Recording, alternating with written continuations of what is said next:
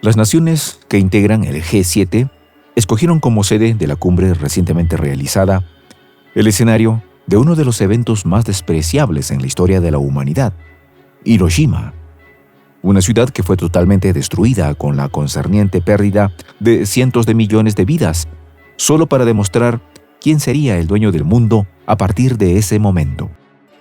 Por si fuera poco, el imperio repitió la dosis pocos días después en Nagasaki.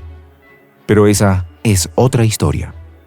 Hoy las naciones que presumen de ser las más evolucionadas del mundo se reúnen en la siniestrada ciudad solo para ratificar su intención de ponernos al borde de una hecatombe nuclear de proporciones incalculables.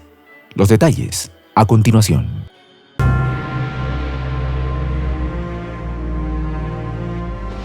Voz de la Patria Grande.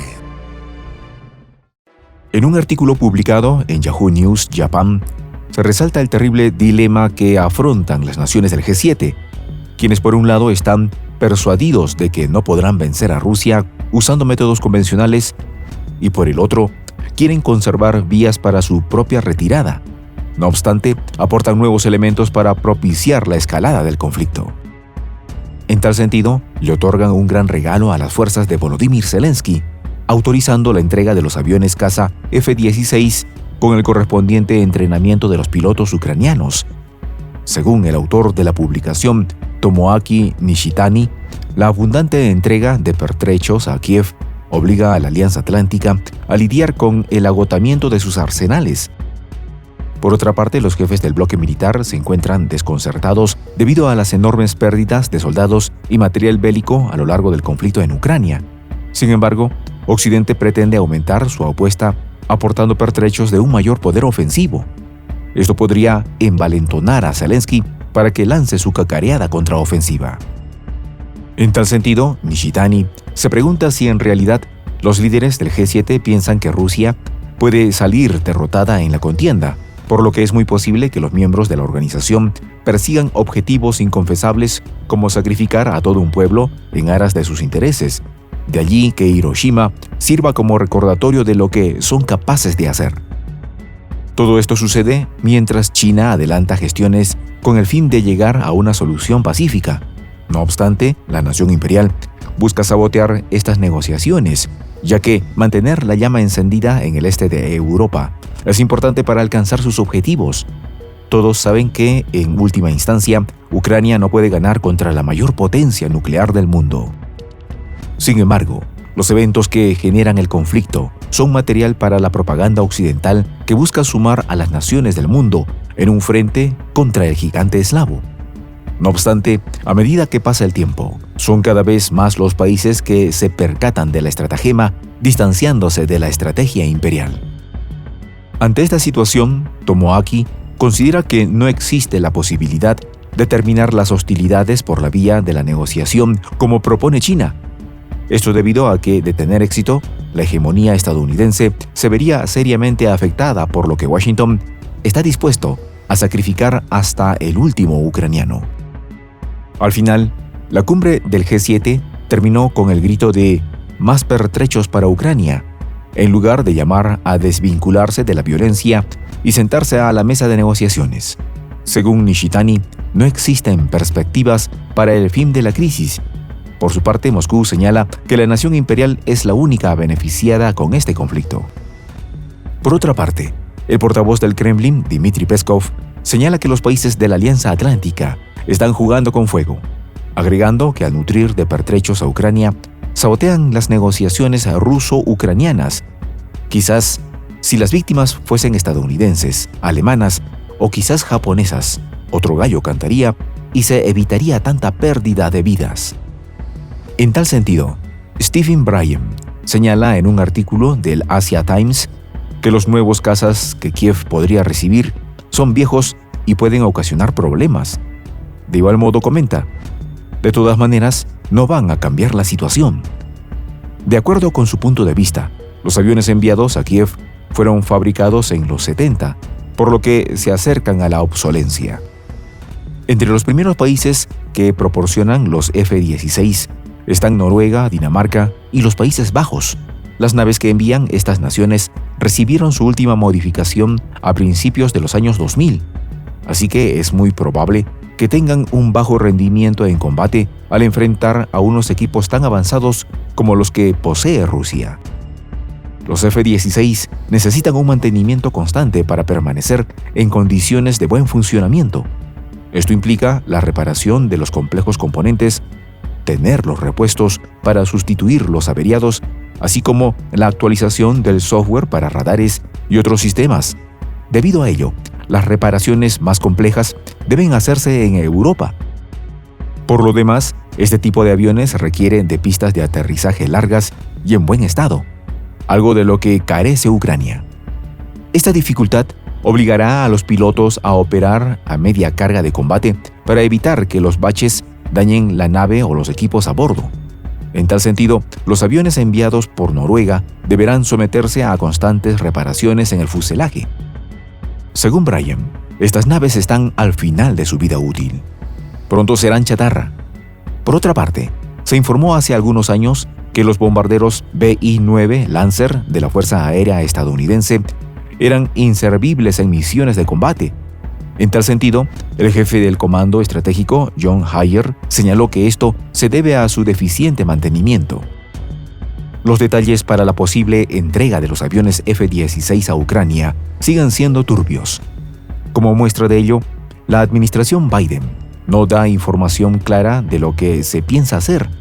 Una versión señala que Washington suministrará las naves a varios de los miembros de la Alianza Atlántica, ya que tanto Italia como Polonia han manifestado que no enviarán las suyas.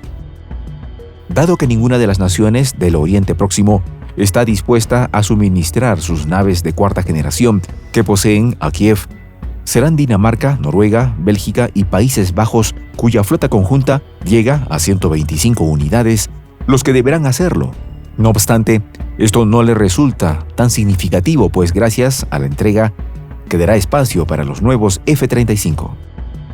Por otra parte, Kiev necesita con urgencia una nueva fuente que suministre los pertrechos, entre ellos los F-16. Esto se debe a que las Fuerzas Armadas de Ucrania han sido diezmadas en este último año y medio. Además, han perdido más de 60 aviones y 30 helicópteros, incluidos en su inventario anterior al conflicto y los entregados por la Alianza Atlántica. De igual modo, espera que el Reino Unido y Francia cumplan con el compromiso de enviar misiles crucero de largo alcance lanzados desde el aire. Estos proyectiles requerirán un portador especial que va más allá de los Su-24 modificados para este fin. Por tal motivo, queda por hacer las adaptaciones en los F-16 que aún no han llegado. Los F-16 fueron fabricados a fines de la década de los 70 por General Dynamics y Lockheed Martin, y hasta ahora se han producido 4.600 unidades. Durante este tiempo, se exportaron a más de 20 países. Se estima que los contribuyentes, tanto estadounidenses como de los países aliados, han tenido que pagar entre 12 y 16 millones de dólares por unidad.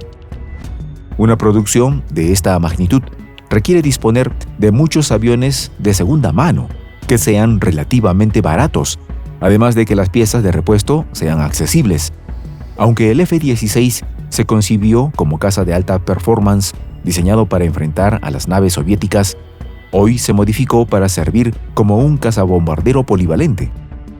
Es utilizado principalmente contra naciones y actores no estatales con capacidades de defensa aérea limitadas o inexistentes.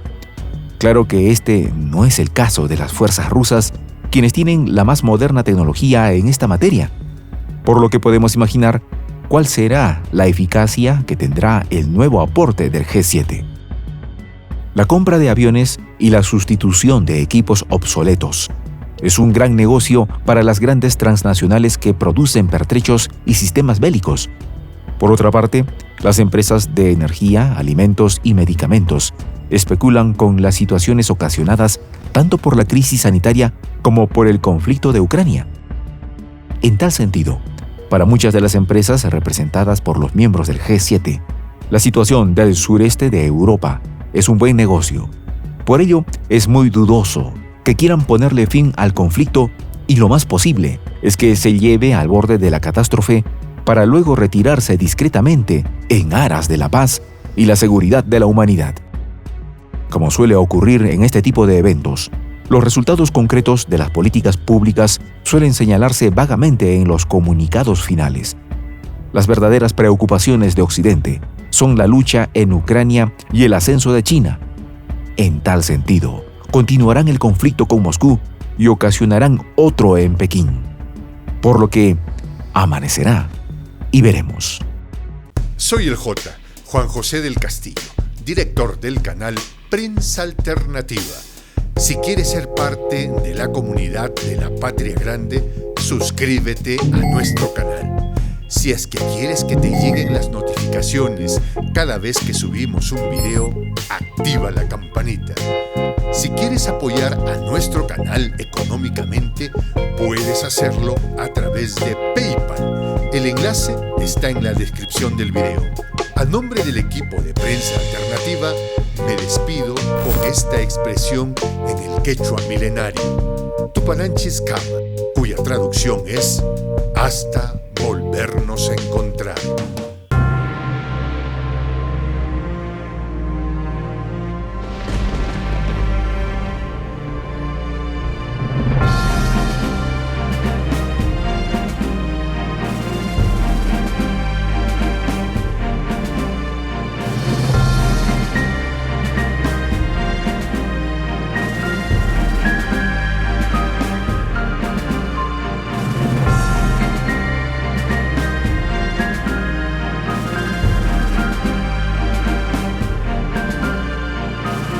Voz de la Patria Grande.